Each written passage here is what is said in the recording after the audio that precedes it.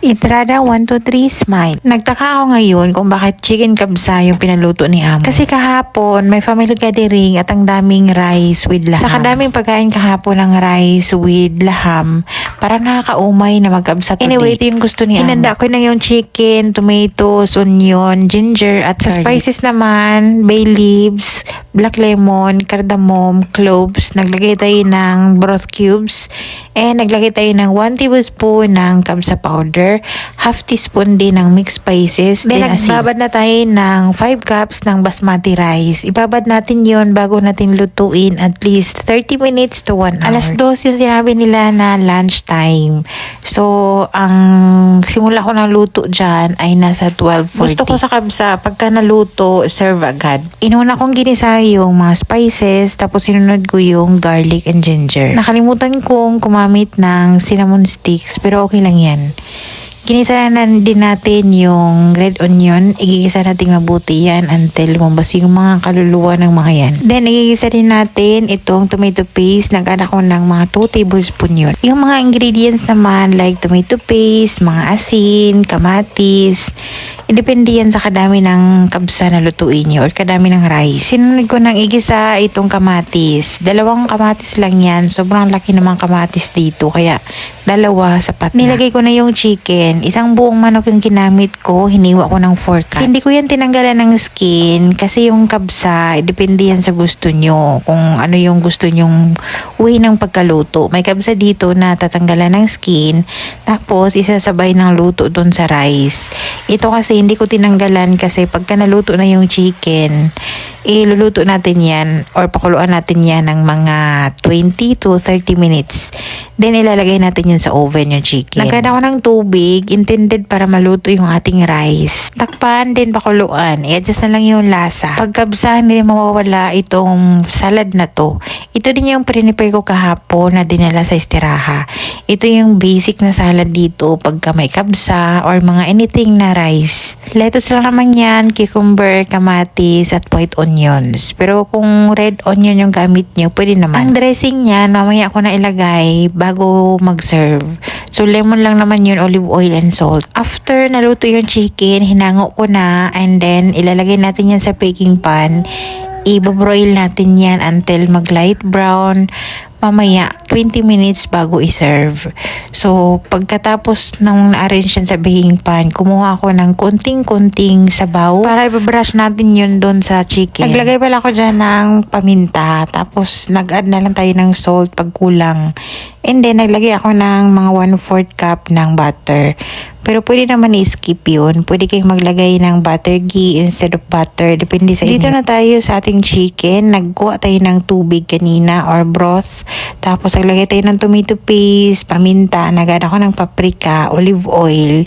Naglagay ako ng chicken spices dyan or chicken powder. Mamaya na natin yan i-broil bago kakain, mga 20 minutes. 5 lang naman pala to. 5. Mura lang naman pala to. Sabi nila, ang Molokia expensive. Char. Then, nag-request sila ng isang pack ng Molokia or saluyot. Ito ay blended na. So, gumamit lang tayo dyan ng konting oil. Olive oil pwede. And then, nagisa tayo ng maraming bawang. Nilagay na natin yung blended na Molokia frozen na yun. Hindi na ako naglagay ng chicken dahil meron tayong chicken sa kabsa.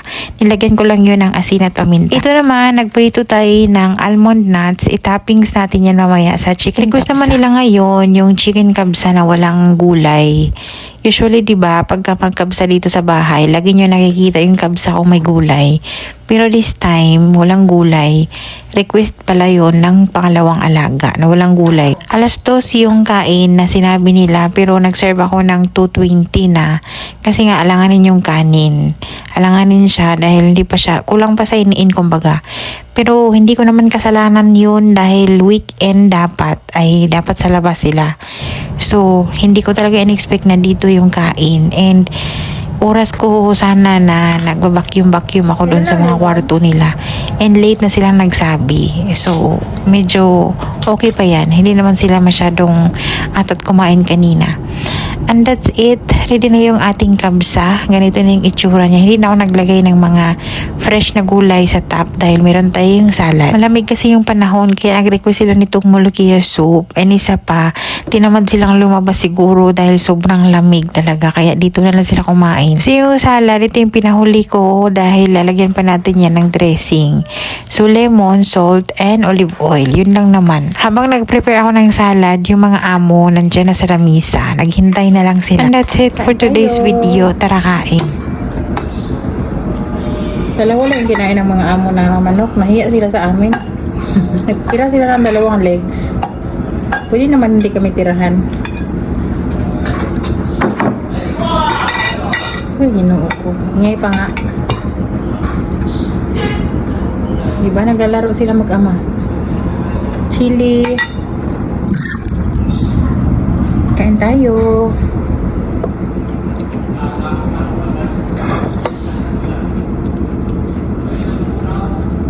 Wala laban. Iran lang. Pero may Pepsi Coke. Ay, gumamit sila. Gumamit sila ng Iran.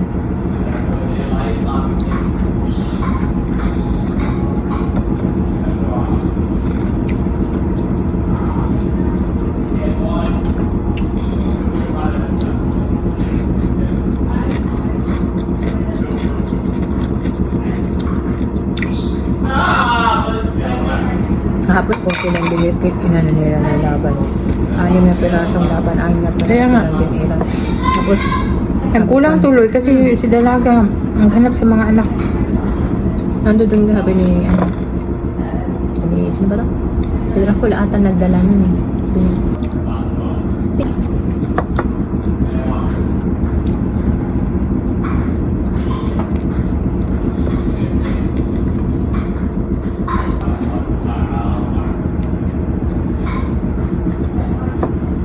Kami siguro ni Kuya yung manok kasi kahapon itong kabsa na to kinakain nila to na kamay talaga, traditional way ng pagkain nila ng kabsa. Pero ibang klase sila talaga magkamay, no? Ganun kasi yung kamay nila o kasama dito parang ganun, tapos ganun din nila, tapos ganun din, tapos ipupush.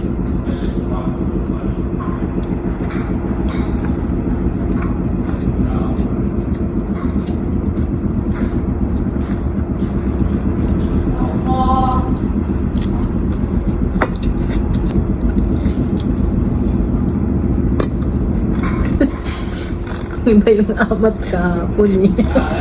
Kasi hindi yung pampainit. Kagabi na, umuwi kami galing Siraha. Hindi, umuwi na kami no. Yung kamukhang lalaki yung nagmaneho. Aba, siguro, ano siya sa mga anak niya, parang inisip niya yung baka yung isang bata walang overcoat. Binuksan ba naman yung heater sa loob ng car? Alam ko na binuksan niya. Nagbubad kami ni Belle ng overcoat. Para kami natusta.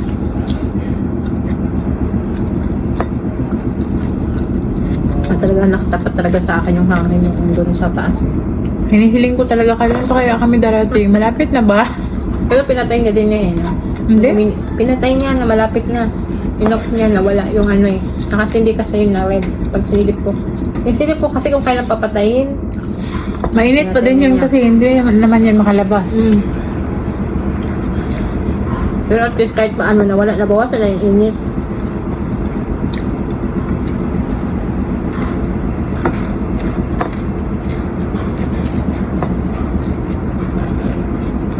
Magang umuwi kagabi kasi hindi nila tagalan yung lamig. Sobrang lamig. Masakit sa masakit na yung mga skin mo sa lamig.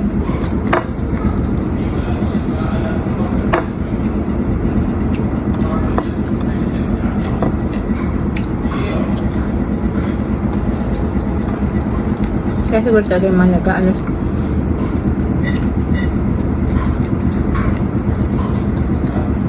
Gusto ko sa kabsa pag may laban. yung drinking yogurt.